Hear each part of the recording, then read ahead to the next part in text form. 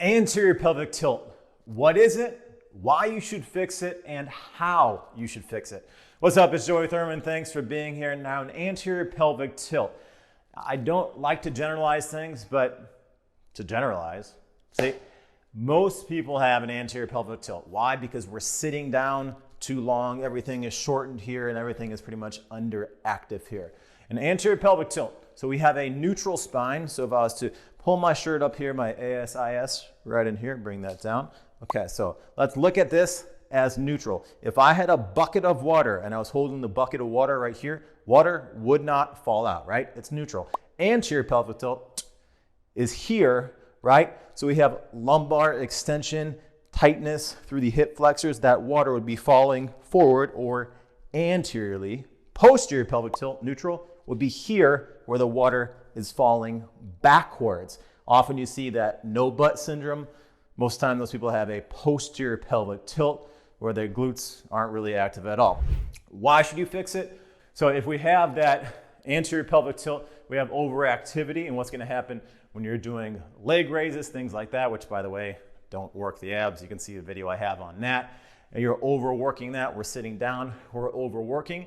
That eventually can cause some spine pain, some knee dysfunctions, everything else. It's called a regional interdependence. You're feeling pain somewhere else. You might be feeling pain in your lower back that's associated from overcompensation, synergistic dominance, basically muscles taking over, and they're shortened one area, overactive, and lengthened and underactive in the other areas, okay? So how do we fix this? You want to address both sides, but for sake of time in this video, we're going to address one side at a time, all right? So there's a number of different things that we can do, and we're going in succession. When should you do this? Well, pretty much every single day you can do this. It takes 5-6 minutes total, especially before a run, lower body workout, or any workout whatsoever. This isn't going to leave you extremely sore or anything like that. All right, so now we need to release the tight areas, okay, which we're going to use either a foam roller, a ball, or you can use one of those percussion guns, very good too. I'm gonna use a ball, this is easy to travel with, okay? Then we need to mobilize the area. So in this case, it's the hip, which is going to create more joint space. Then from there, we need to stretch and lengthen the area that we released, okay, or inhibited. Then activate those underactive areas, so we increase that neural drive and activity to the area. Then we need to get a core transverse abdominal activation, so it creates that intra-abdominal pressure, transverse abdominis, very deep inside, kind of that, like that belt that supports our spine. That excess lumbar extension is often because of weak transverse abdominals.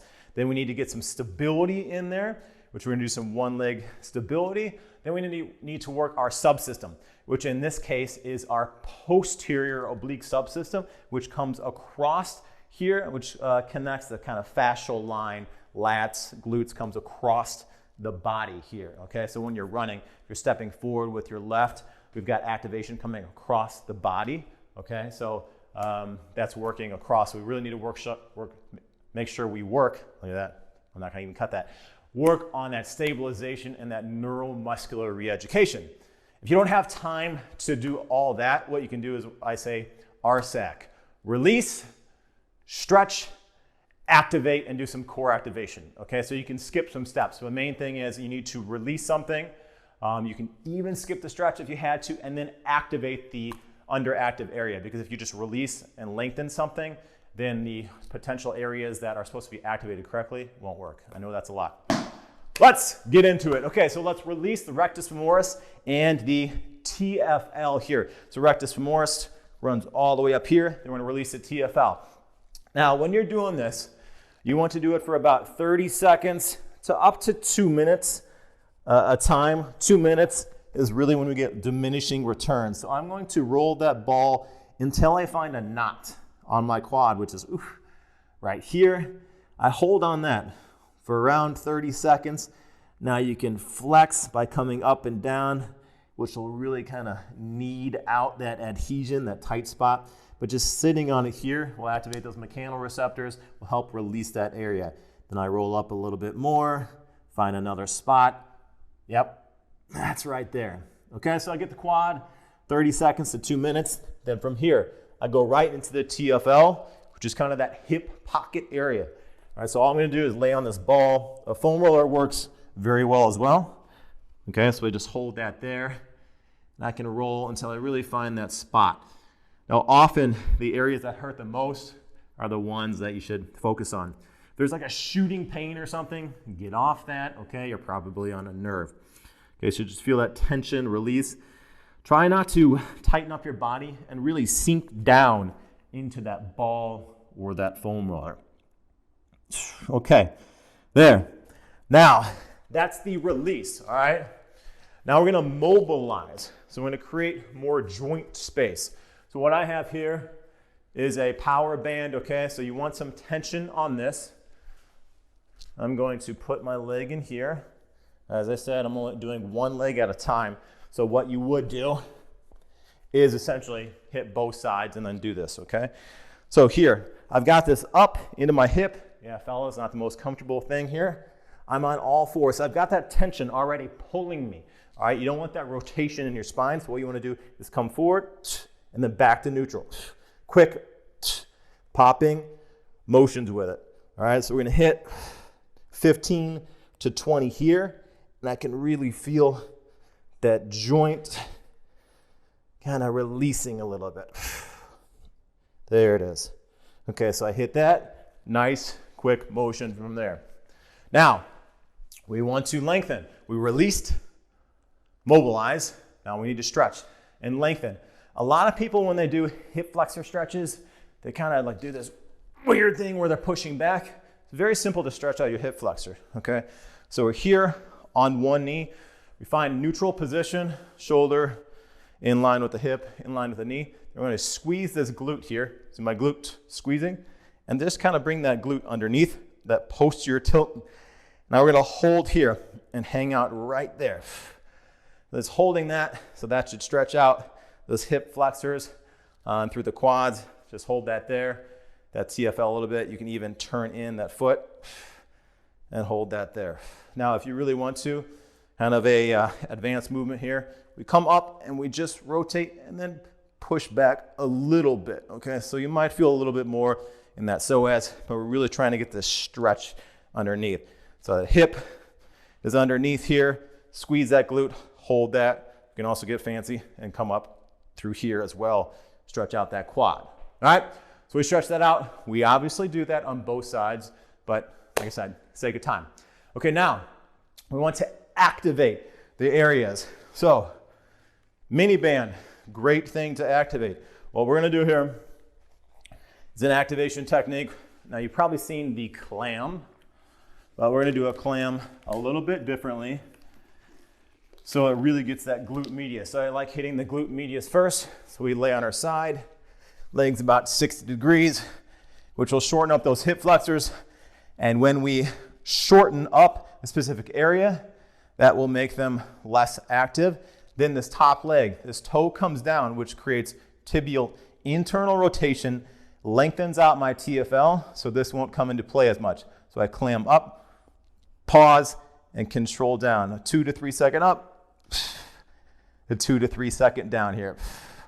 So we're hitting that glute med, really focus on it. You want to have a band that has some tension on it, because you really need those muscles working that are underactive. Pull it up, control down. 10, 15 of these. Then from here, we can easily straighten that foot. I'm dorsiflexing my toes. Strangely enough, dorsiflexing your toes activates your transverse abdominis more. Don't have that lumbar extension. Pull back. We come up and down. My heel is slightly behind my glutes here. So glute medius here.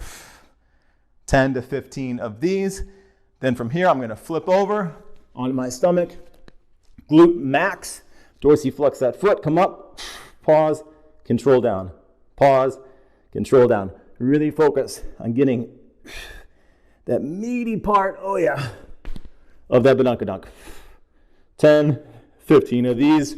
Make sure you do that on both sides, all right?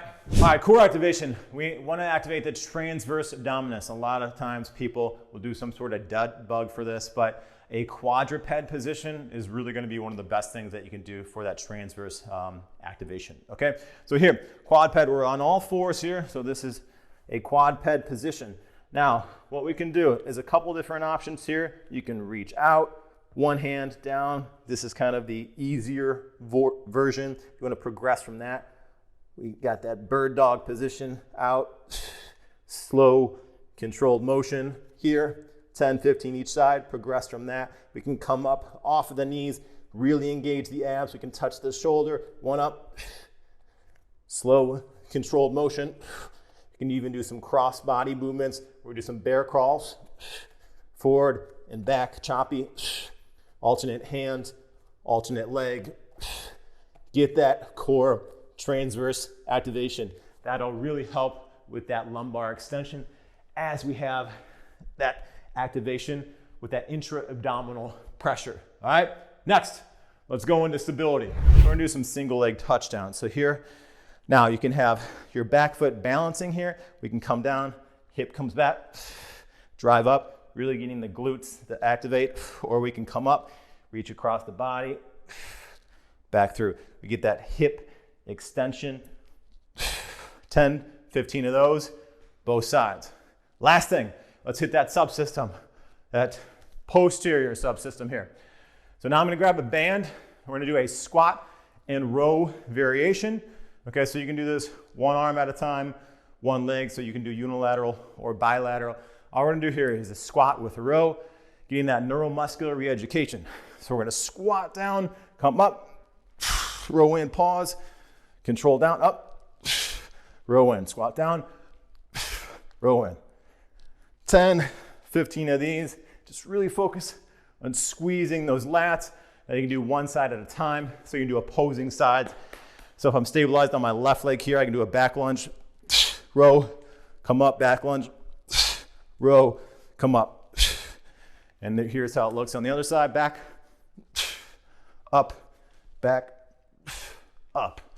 There it is. Now, my anterior tilt should be better from doing that. One time isn't going to fix it, but you need to go over and over again, okay? 5-6 minutes to do this every single day if you can. But if you're limited on time, or especially if you're sitting down all day long, remember, release first. So get the quads, rectus femoris, TFL, and a bare minimum, at least do some sort of activation, whether that's the mini band or even doing that touchdown where you can activate the underactive areas. All right? I'm Joey Thurman. Thank you so much for being here. Follow me on all socials at Joey Thurman Fit. If you haven't, please subscribe below. Leave any comments or anything that you need or other videos that you would like me to do. Truly appreciate it. Cheers. Be well.